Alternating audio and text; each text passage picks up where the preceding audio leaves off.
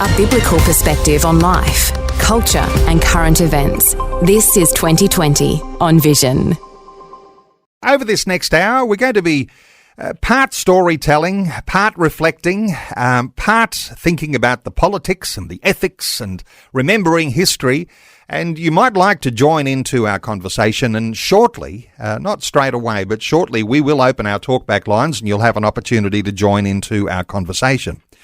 Well, last week was significant, wasn't it? Because we remembered and we celebrated and we reflected and we commemorated 80 years since the D-Day landings to liberate France and Europe, and some will say liberating the whole world from being under the jackboot heel of the Nazis.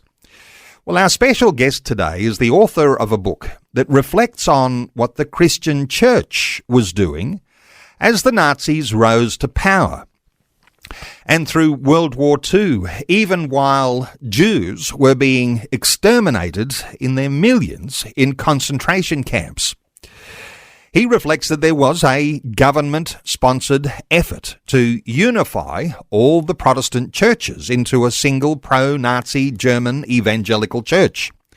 But there was a resistance church movement. Vince Barwinski's shone a spotlight on two well-known Christian figures from that time. Anti-Nazi pastor of the German resistance, Dietrich Bonhoeffer, who was executed just before the end of World War II over his plot to assassinate Hitler. And Ruth von Kleist-Retzow, a member of an old Prussian nobility family called the Junkers. And she's remembered as a matriarch of German resistance, upholding everything that was decent in a world of indecency and injustice. So our special guest today is Vince Barwinski. He's author of the book The Pastor and the Matriarch of the German Underground and Their Times, A Polish Perspective. Hey, Vince, a special welcome along. Yeah, thanks. Thanks, Neil. It's an honour to be here. Vince, the connection to your own heritage. People say, well, why would you write a book? This sounds like a complicated topic to be talking about. Well, you know, the connection to your own heritage is that both Dietrich Bonhoeffer and Ruth von Kleist-Retzow were born in Poland, and this is your heritage. Oh, yeah.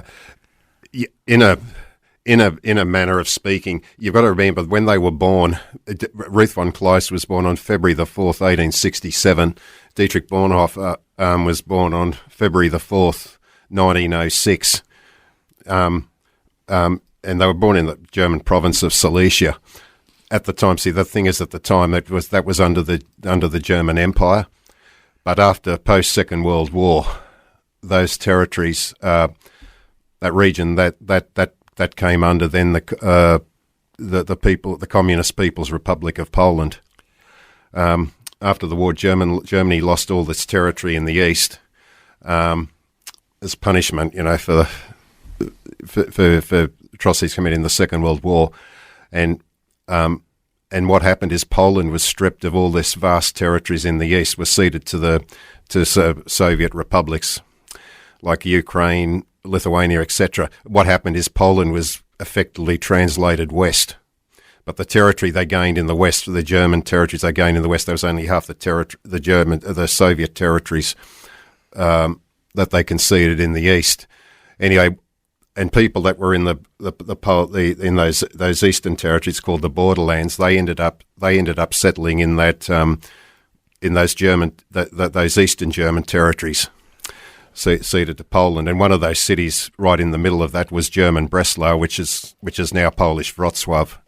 And initially in the 900s, it was Slavic. It has a Czech history. It has a Polish history. So your own Polish history, your heritage connects you very much to these stories because you've got Dietrich Bonhoeffer, you've got Ruth von Kleist. They're sort of, you know, there's a particular connection there. Yeah. And just to reflect on this, because the Poles have never really liked the Germans. Oh, yeah, I'll get to that, yeah. Yeah, so there's this threat to one another because I had an old friend, he's long gone now, but remembered those jackboots marching into Warsaw and the sound of the Nazis arriving. It was like, fear and intimidation. That was just a dreadful memory for him. Oh, yeah. That would be something of your family heritage too? Well, I'll explain. See, my dad, he was born in Western Poland, in a tiny village near Poznan. Poznan, again, that has kind of a mixed German-Polish history as well.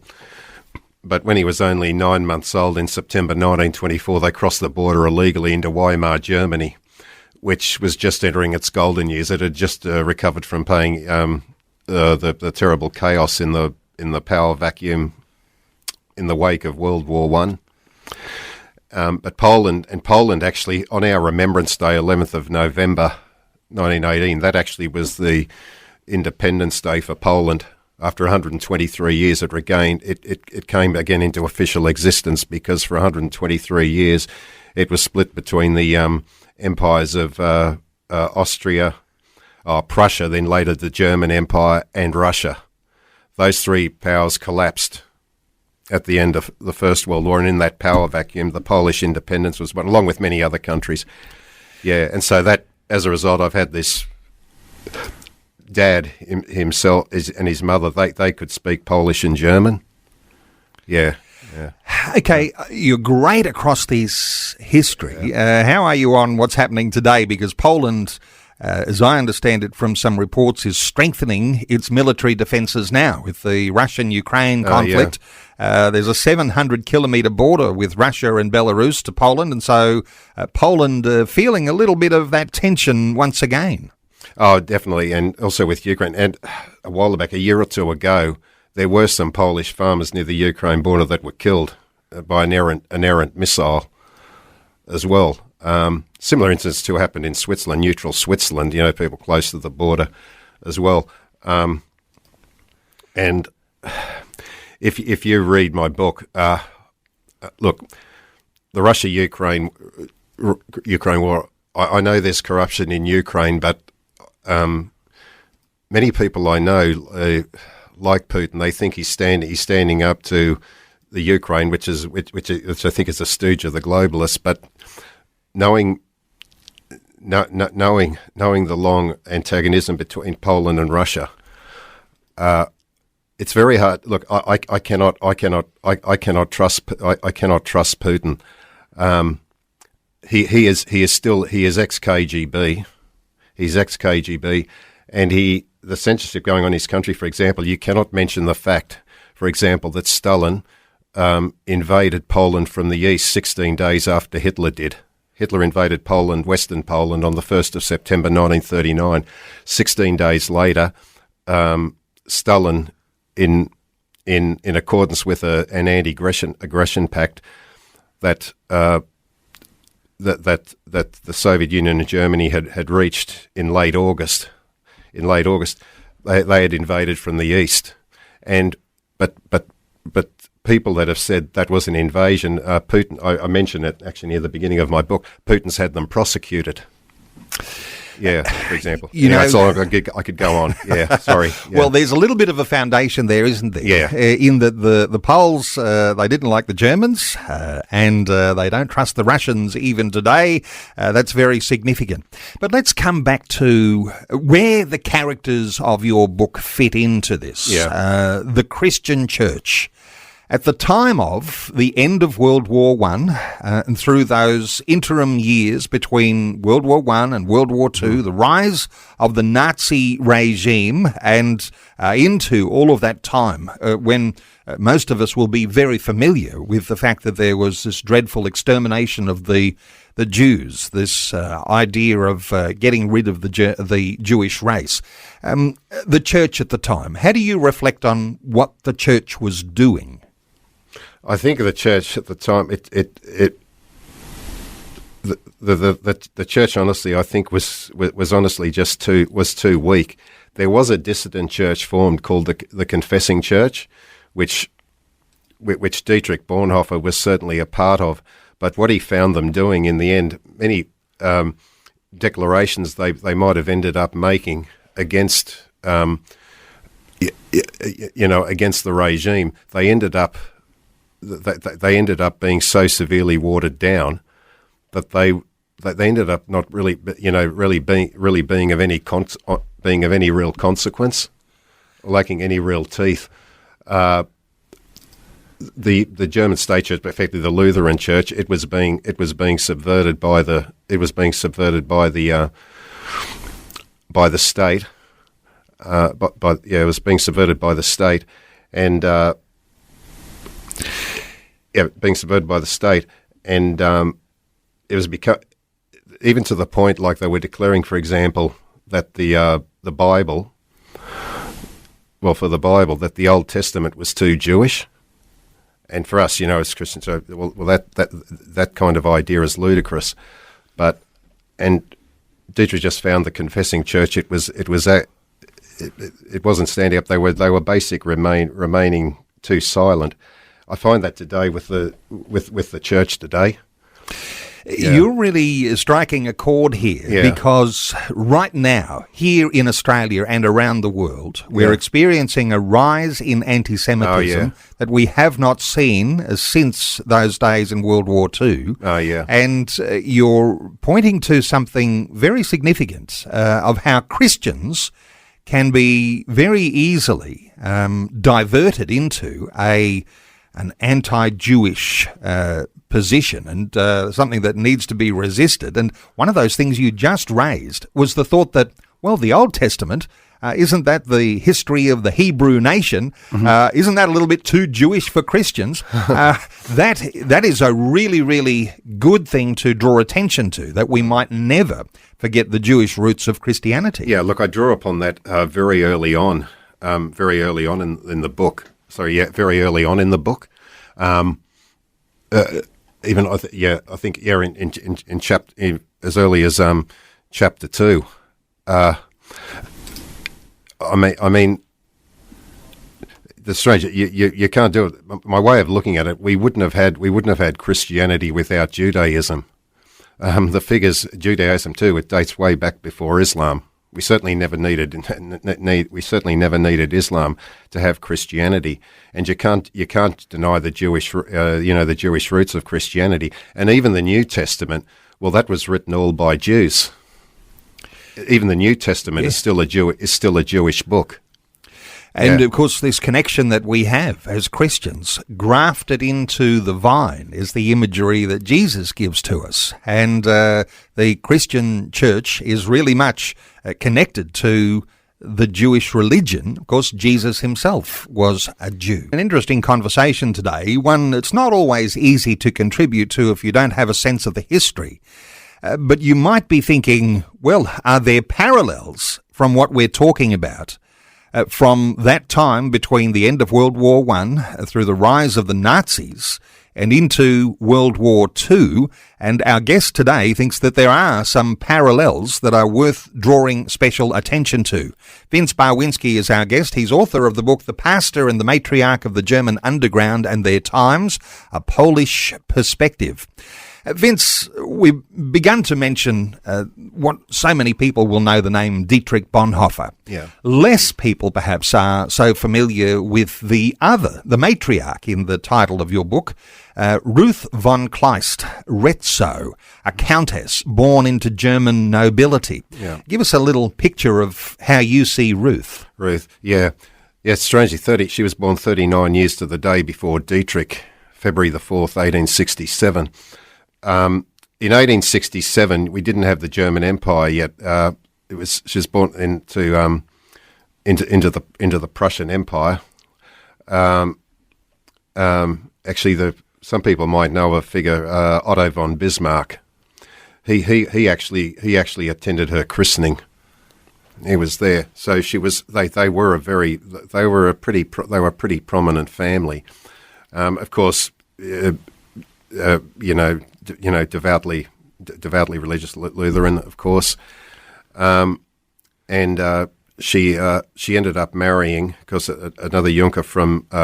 She was born in German, Prussian, Silesia, but then she married at age 19. She married a Junker matriarch called Jürgen von Kleist. That's where she got her married name, of course, von Kleist from.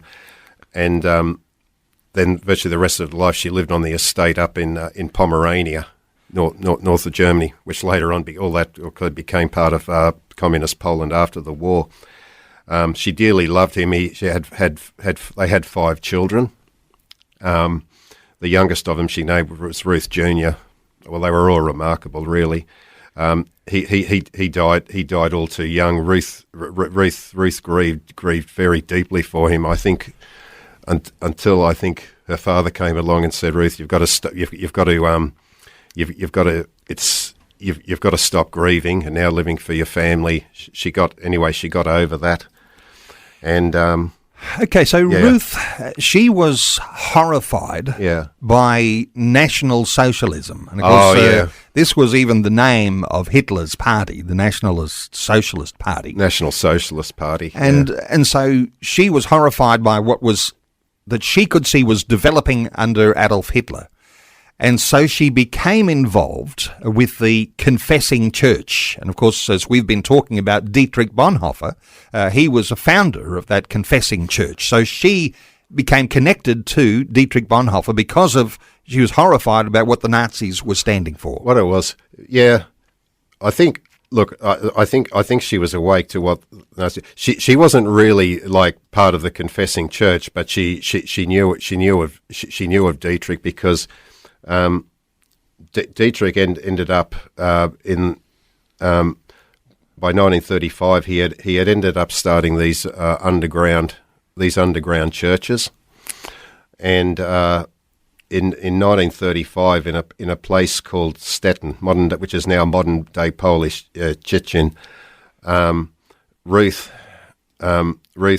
who had been now living in Stettin. She happened to attend one of the church in Stettin, where Dietrich was a pastor, and that's where she met Dietrich. At that stage, she would have been in the last 10 years of her life. She died in 1945, about 5 months after the end of the war in Europe. And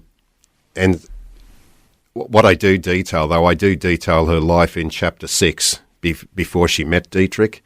Also, their life too, going through World War One.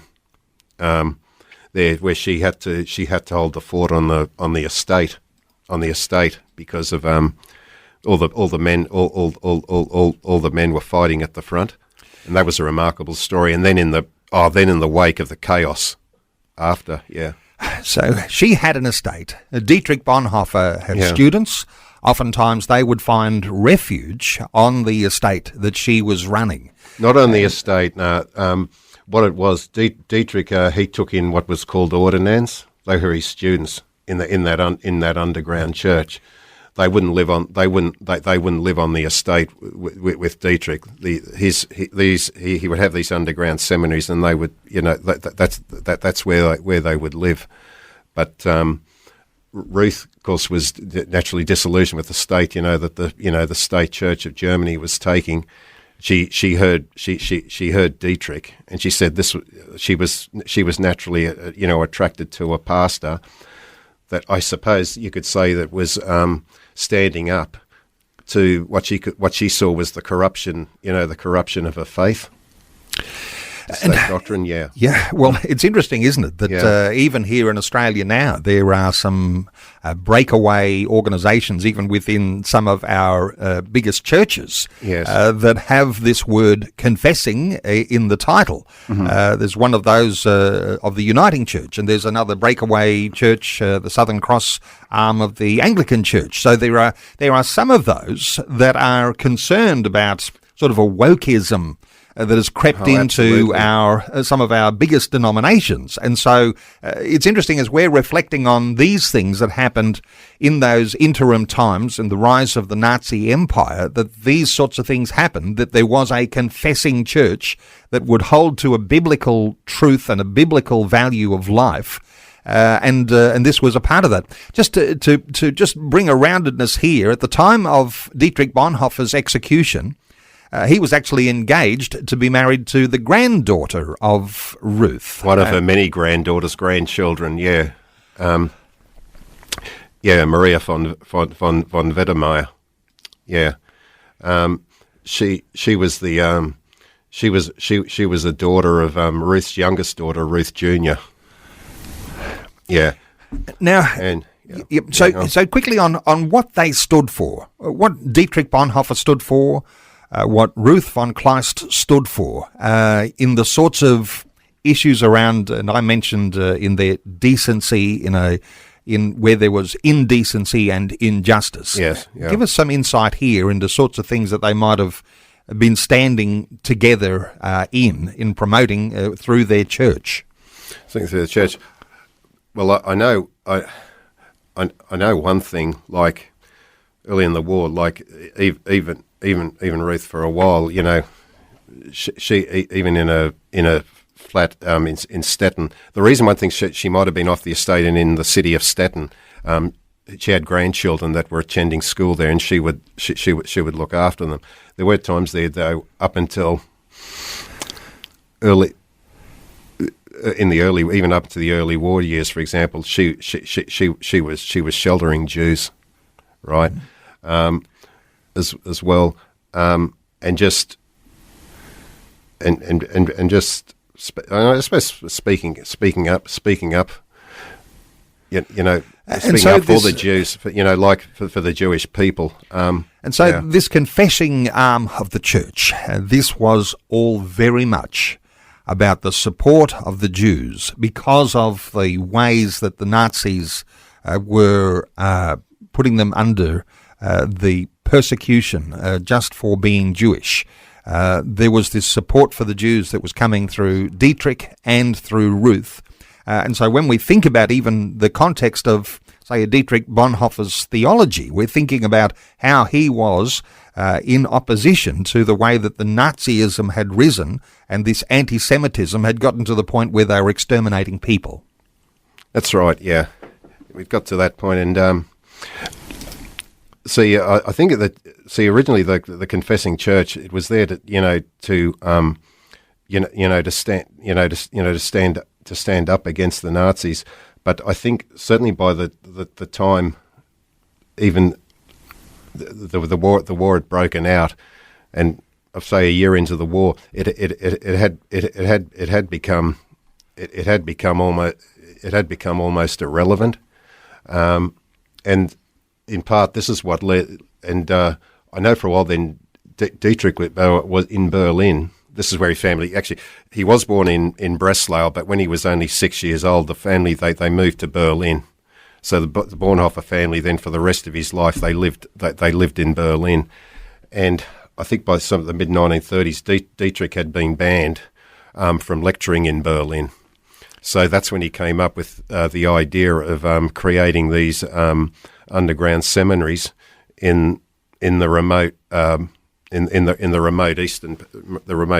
remote eastern parts of Germany. Vince, let's see if we can get through as much as we can here. But let me come back to what is very controversial oftentimes when talking about Dietrich Bonhoeffer, and that is his assassination plot on Adolf Hitler. Give us your insights here into perhaps what might have been, driving the Confessing Church at the time to cross a line and actually be involved in an assassination plot. I wouldn't say, I better stress a bit, the Confessing Church, they had no, really in the end, nothing to do with the assassination attempt on Hitler, because by the time the talk was coming, I think they were really, by that stage, they were waning in relevance. What happened after the fall of France in June 1940? Dietrich Bonhoeffer, he was recruited into the German Abwehr. That was like a German military intelligence, and ostensibly, that was intelligence naturally working for the Nazi machine. But high up, they were plotting the overthrow of the regime, and now the final assassination attempt was on July 20th, 1944, in the Prussian forest in East Prussia. But there had even been a couple of attempts on Hitler's life in Berlin. No, not in Berlin, but two in March 1943, as well. And that was after Dietrich had joined the German Abwehr, and he had made trips to Switzerland. He met with contacts in Switzerland, reporting on things like the Nazi T4 Youth in Asia program that started in August 1939, just before the outbreak of the war, because they thought then they needed to get rid of what they might have called useless eaters. Yeah, such, like disabled people, mentally handicapped. Yeah. And that's challenging, isn't it? And I've read about that. Hitler spoke about that that he would do that in Mein Kampf, published in 1925. I've read Mein Kampf. Yeah. And we might talk modern parallels, and listeners will be aware that in so many of our states and territories around Australia, we have euthanasia laws, and reflecting on those, going back to yes. Hitler's rising regime and getting rid of people, a nice way of saying here's a humane way of getting rid of people who might not be appearing to be as valuable to society. Let's not get into that, though, because there's so much to cover here. Yeah. Let's stay with the churches for a moment. Yeah. And thank you for clarifying. That was very important. I had to, put that in. It's clarifying that it wasn't a initiative of the Confessing Church to have a assassination plot against Hitler. I have a chapter 16, Pastor and Spy, that will explain that, in my book. Yeah. Okay, and so really this was something with Dietrich Bonhoeffer and probably a number of people who were a part of that. But you even suggest that Ruth von Kleist would perhaps not even have known about that assassination attempt. No. She probably knew Dietrich was involved, he was involved in something. But I think Dietrich and a clan, as such, their reasoning was they thought she had no need to know. In intelligence, I know, and being in the Air Force, even when we were doing basic training, we had the intelligence section, do you give, if some officer, I say, I need to say that, you say no, you can just say, you don't need to know, you only need to know enough to do your job, and they thought Ruth didn't need to know. Yeah, there's an old wartime saying, loose lips sink ships. Oh, yeah. And so it's only people who need to know to be able to put those sorts of initiatives into play. Hey, come back to the churches, because Dietrich Bonhoeffer, founder of the Confessing Church, which was separated from what was a ingathering of evangelical churches, duped by the Nazi propaganda. And so he was leading this splinter sectional church, the Confessing Church. Let me know what the Catholics were doing here, because sometimes we think about Protestants, we think about Catholics, and give us your insights into what the Catholic Church was doing. Were they just as duped as the Protestants? Protestants, yeah. The Catholic was I think, different. Look, I don't think. Look, they weren't going because they were. I mean, their central authority was the Vatican. For the Lutheran Church, pretty much Germany. The government, like for them, was regarded as their central authority. So I don't think it was like say the evangelical churches in Germany. Their central authority, was in Germany. Now, and remember too. What you're saying here is, so the Lutheran Church's central authority was within Germany. That's right, Martin Luther. Yeah. So the central authority that was coming for the Catholics was not coming from Germany; it was coming from Rome. Rome. Yeah, and the thing is, there was, it would have been under. They had the papacy of when is it? If we look, I'm trying to think now when Pope Pius XII became Pope. I think actually Pope Pius XII, for example, he was considered the wartime Pope. Many have tried to make out that he was an anti-Semite, but I read a book by by a Romanian defector, the highest ranking defector of the United States, Ion Mihai Pacepa, which was co-authored by Ronald Rickluck, who Ion Pacepa has passed away, but Ronald Rickluck, I have exchanged some emails with him. It was Marxists, though, trying to slander Pope Pius XII as an anti-Semite. Now, my book, I defend Pope Pius XII. He actually, I provide evidence that he was much more a thorn in the side for the Nazis than you would say a tool or instrument of the Nazis. Yeah. Okay, we're taking calls on 1800 316 316. Let's take a call. Chris is in Melbourne. Hey, Chris, welcome along. G'day, Neil. It's ironic. I was just about to mention this guy, Pope Pius, because that's what I believe the Catholic Church were involved with the Nazis.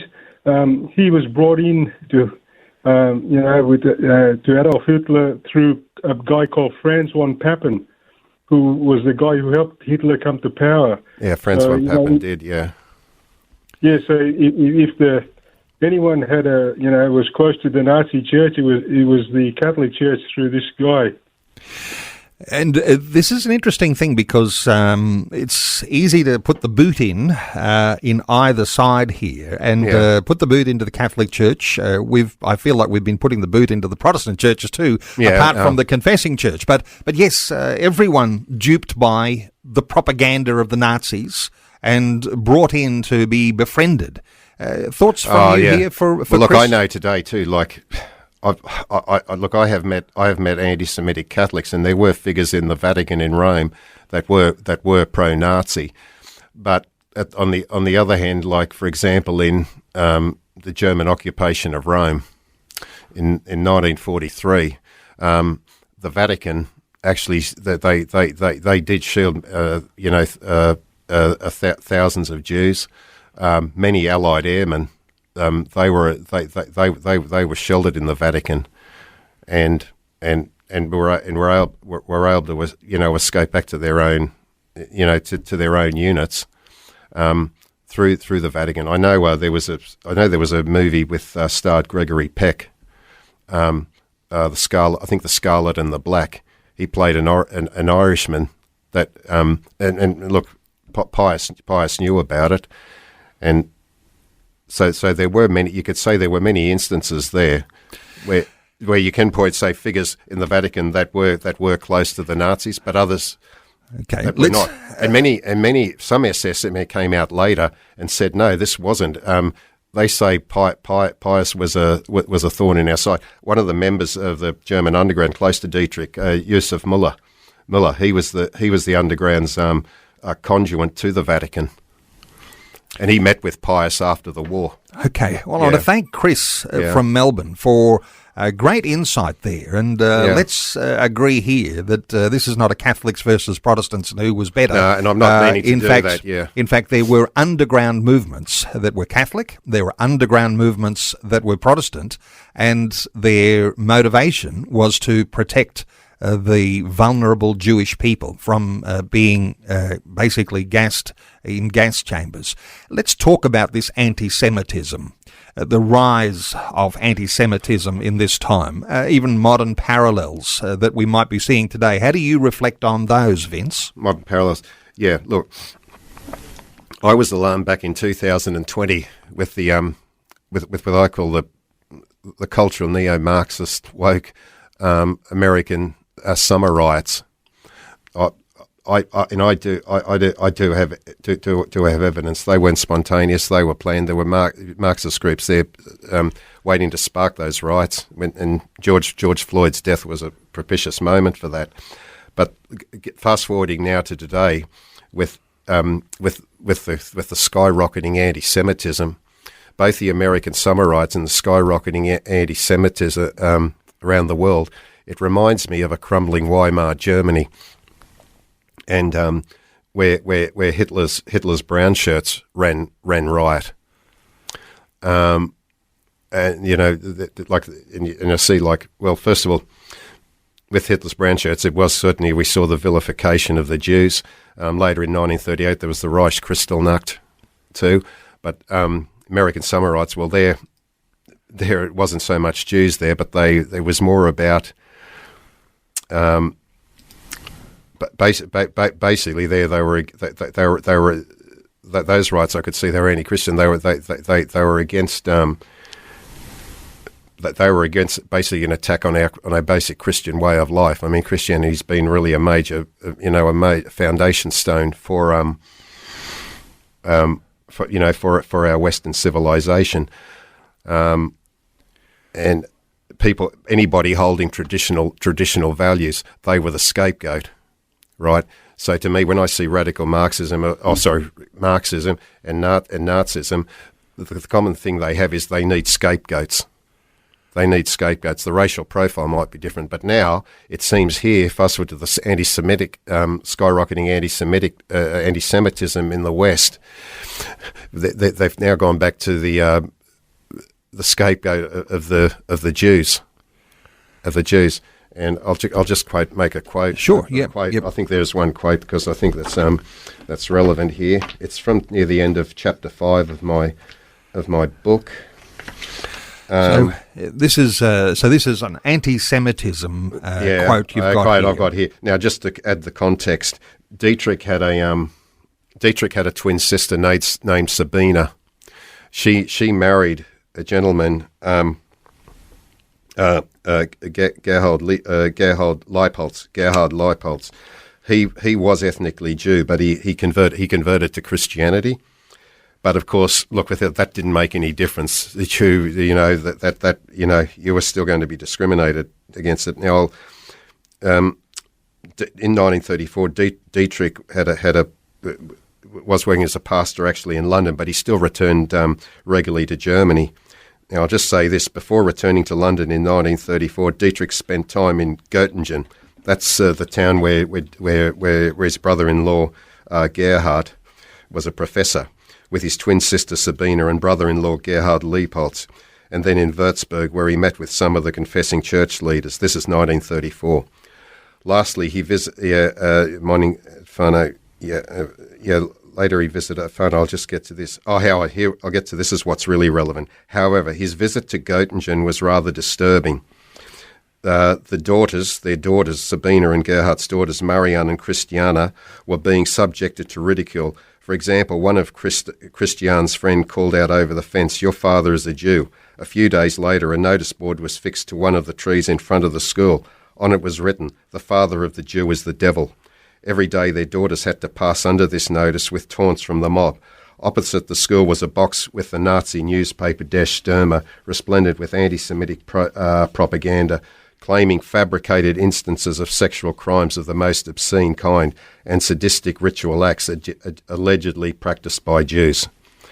Yeah, indeed. Now, recently in Florence, mid to late May, but in Florence, a Jewish professor, he had the Star of David planted on his door and a note, and a threatening note, plastered on that door. And then you see this is from Germany, 1934. Yep. So there are parallels in the way that anti-Semitism rises, and there are some perhaps people who are very easily led, who are drawn into these anti-Semitic groups and become very anti-Jewish. Hey, we're running short of time. Let's take one more call. Kate in Brisbane. Hello, Kate.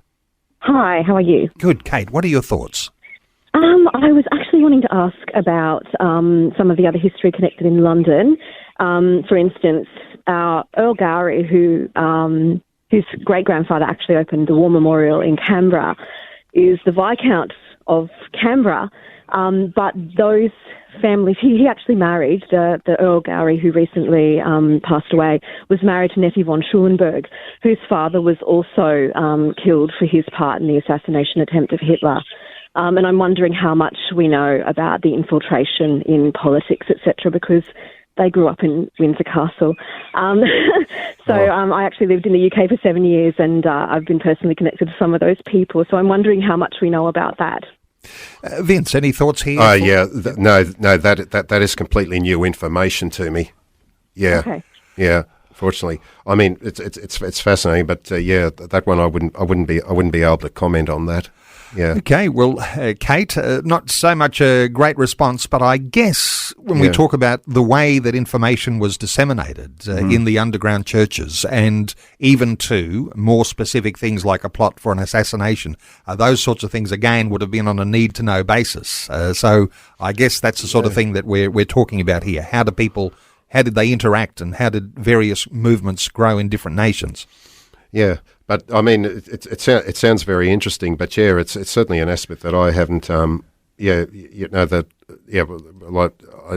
never covered in the book. Okay. Thought of. Be Kate, worth investigating. All right. Apologies for not being able to have as full a response as you'd have liked, Kate. But Kate, thank you so much for your call. Time's running out. We mentioned your Polish heritage. Oh, yes. And the Polish perspective here. And, this is a different dimension to what people might be thinking when they're thinking of, just give us some history, because all history is interpreted through various dimensions and heritages and the sorts of things that you want to communicate. Your Polish perspective here, what is it that brings a uniqueness about your new book? Well, yeah, I think the von Kleist part, because only one other book in English has been written about the von Kleist. So I'll link that to Dietrich's story. But the second aspect was, of course, the Polish perspective. We have focused a lot on anti-Semitism, but a huge part of my book is. I also attack communism, Marxism, Stalin. Especially in my 4 Polish supplemental chapters at the end of the book, and I describe how they tie in the story. For example, the Katyn Wood massacre, the Stalinist perpetrated Katyn Wood massacre in Western Russia in 1940. I do have cross references. Where I mention the Katyn Wood massacre in the story of Dietrich, and then I have the supplemental chapter going to the Katyn Wood massacre in detail. Now, the interesting thing is the one that the German officer that submitted the initial report to Berlin in April 1943, when they discovered the bodies in the Katyn forest, the Stalin secret they perpetrated 3 years earlier. His name was Rudolf Freiherr von Gersdorf. Now, about 2 weeks earlier, in March 1943, he was involved in an aborted suicide assassination plot on Hitler in Berlin. And anyway, he survived. He lived on until 1980. He was showing Hitler some weaponry in a Berlin museum, but Hitler left too early. He had to run to the toilet, pull out the sparks from the British-made plastic explosive that the German intelligence had seized anyway. And 2-3 weeks later, there he is back in Western Russia, and he's submitting the first report on the Katyn Wood massacre. Okay. So I'm just saying that's just one example. How I'm glad I could get that in the last minute. Okay, all right. Yeah. Well, Vince, insightful conversation today. Oh yes, and Rudolph. He was linked to a close friend of one of Ruth's nephews. Okay. Ruth's nephews. All right. So that's it. Yeah. Well, there might be listeners who'll be interested in hearing more, reading more about Dietrich Bonhoeffer, perhaps a different perspective, and Ruth von Kleist, perhaps a different perspective there, and not much written about Ruth von Kleist. But Vince has a website. You'll be able to connect with him. You can get his book at online booksellers. Vince Barwinski is the author of the book The Pastor and the Matriarch of the German Underground and Their Times, A Polish Perspective, and the website vincebarwinski.com. Yes. vincebarwinski.com. Vince, thanks so much for sharing these thoughts with us today on 2020. Thank you, Neil. It's been an honour. Thanks for taking time to listen to this audio on demand from Vision Christian Media. To find out more about us, go to vision.org.au.